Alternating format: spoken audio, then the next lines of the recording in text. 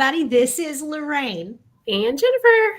And this morning, we're going to talk about LinkedIn newsletters. And I'm really excited about this. Yeah, I'm super excited about it too. I feel like also I say that a lot with a lot of stuff, but the results that I've had, I'm just like, oh, yay. Well, and I love the fact, and I think we're not really creating a lot of new content for LinkedIn. We're doing it in very different ways. But let's step back, kind of overview LinkedIn newsletters. How are they different than a typical post? So a LinkedIn newsletter has like a lot of advantages that a post might not have. First of all, if people are following you, LinkedIn is already naturally recommending your newsletter to people who are following you. Mm-hmm. So that's kind of like the first thing.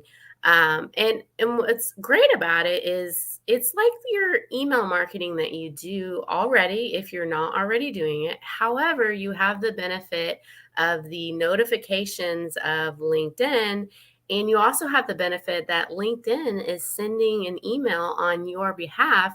And who do you think is going to get in your inbox better, your domain or LinkedIn? Absolutely. That was the first thing because and we were talking before we started. Before LinkedIn had the newsletters, you could just post articles. And I've actually been doing that on and off since 2012. And I have about 200 articles stacked up.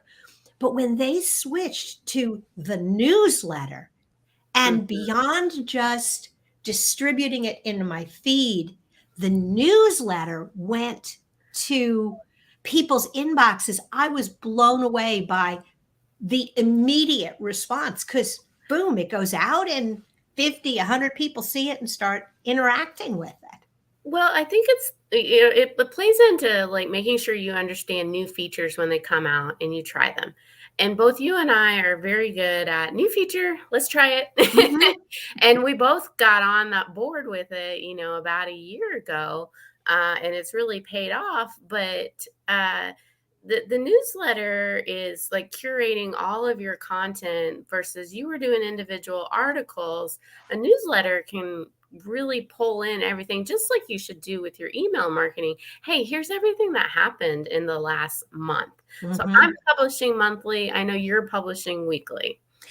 I am publishing weekly, and I am thinking about making some changes in that based on our conversation because I had been doing it as an individual article. And as you and I were talking, and you said, no, you're doing it more as a compilation. Mm-hmm. I'm intrigued with that. I love doing the individual articles because I love um, getting the content there and getting people to really engage with the content rather than just the headline. I think the struggle I had with those and why I never really did individual articles was I was always writing so much on my own website, like writing it on LinkedIn. If you're writing the same content, you're going to compete in search engine results with yourself on LinkedIn versus your website. And so I never really got onto the whole article train for that reason. That's why I went towards that. How about results? Like, I think a lot of people want to know, like, okay, you're telling me it's working. Like, what kind of results do you have? So, what several things. Number one, and I want to just stop really quick and say good morning, Derek. Nice to see you this morning. Glad you're on. One of the first things I saw, like overnight, was probably 25% of the people that followed me immediately subscribed to the newsletter. And as I looked at the people that were subscribing to the newsletter, a lot of them are people that do not subscribe to my email newsletter. And Oh, so, yeah, big difference, big it's difference. yes, yes. So, and the list was small enough in the beginning that I could like see that and go, oh, I mean, some of these people are the same. They're just Lorraine junkies. Okay, whatever. But but a lot of people right now do not sign up for another email newsletter. No. They don't. But flipping that switch on LinkedIn feels different. And so I was just gonna say, because you're already on social media, you're already scrolling, and you see the newsletter, and it's like you can click on it, get some information, and go back to your scrolling. That's why it works. absolutely. And I I love that people are interacting with the content. I don't know about you, but like my email newsletters, I don't have a lot of people lining up going, "Oh, Lorraine, that was great." Yeah, yeah. But I do on LinkedIn. One reason why I think out of the gate you got so many followers, and I did too, to the newsletter, was because you have creator mode on. Mhm. And when you have creator mode on and people follow you, they are actually getting, oh, there's a newsletter being produced by Lorraine. Do you want to follow? And so they're naturally being nudged by LinkedIn. So if you're not in a creator mode, I would highly suggest that. Uh, Derek, you can order the Lorraine Junkie t-shirt. I will order one too because I'm a big fan of Lorraine. Obviously, I hang out with her every week. Oh, that's awesome. Oh, yeah. But back to the results, because I think that's uh for me, I have about 7,000 followers on LinkedIn, but I have almost 9,000 people subscribed to the newsletter, and I'm just like, I don't feel like I have done a whole lot of promotion to add people to it. LinkedIn has done the work for me. And since I've had this traction, now I'm gonna push more people to my LinkedIn newsletter, Mhm. and if you want to sign up for my email newsletter, by all means, I'll take you. But it's really pushing. LinkedIn is doing a lot of the legwork for me.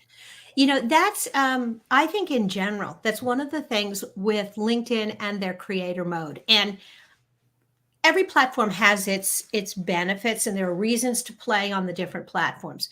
But the thing I really like about LinkedIn right now is if you are seriously thinking about B2B marketing and Mhm. you want to create content and get it in front of your audience, then their creator mode is really designed just for you. And just like Google loves Google, LinkedIn loves LinkedIn. And Right. so, one of the things that I did in newsletter a few weeks ago that really worked well was I put a link to another LinkedIn article. I didn't link off, but it was a really good article. It had gotten some great interaction. And so I just put a link to that other article. Ooh, I had never thought of that. Like, that would be good, because then you're keeping people on LinkedIn, and I Mhm, bet you they'll show you your news article even more mhm, because you're keeping people on the platform. That's an interesting. Now, see, I am definitely like, I'm not recreating the wheel. So we already put out a monthly mhm. newsletter, and we're essentially just taking the monthly newsletter that we're already doing, and we're just recreating it on LinkedIn. And it doesn't take a lot of time and quote unquote effort, but it's if I did the ratio of people on my newsletter, on my website, in Mhm, my MailChimp versus like mhm. LinkedIn, it's just not even in the same ballpark. I'm getting about the same amount of opens and things like that in both worlds. But the amount of work, like you said, it's not much because LinkedIn does not care about duplicate content in the way that Google does. So all of my articles are available somewhere else. Yeah. And I'm going to let you in on a secret. So, just those of you who are listening, if you really could, and don't tell other people, but some of these articles I wrote 5, 6, 7 years ago, and the content is still good and it's still relevant. I may update an example. I may change some of the suggestions, but But that's just, like, in general, like, once you have this library of content, like, going back and doing little updates is what search engines want, it's Mhm. what your users want, so I don't think that, like, you're in this kinda, like, taboo area, it's just what you have to do in order to just stay relevant, some marketing principles don't change that much. Yeah. You know what? A lot of, and I've said this for years, the tools may change, but you still build in the same wheel.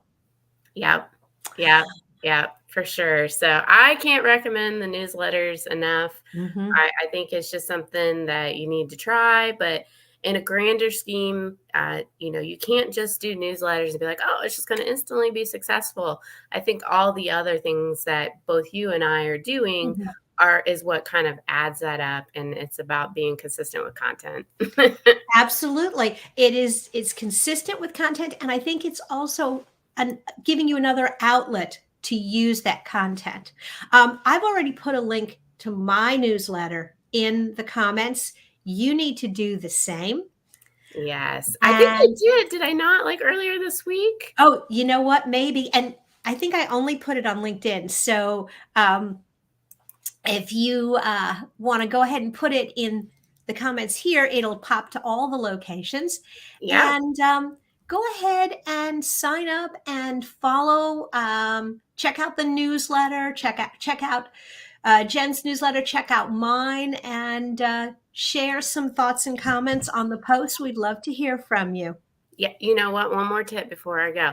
Don't forget to add your newsletter to your featured articles on your page. Yes. Yes, You know, yes, I want yes. to make sure people know how to easily get to that newsletter. Absolutely. All right, guys, we will see you next week. Bye. Bye.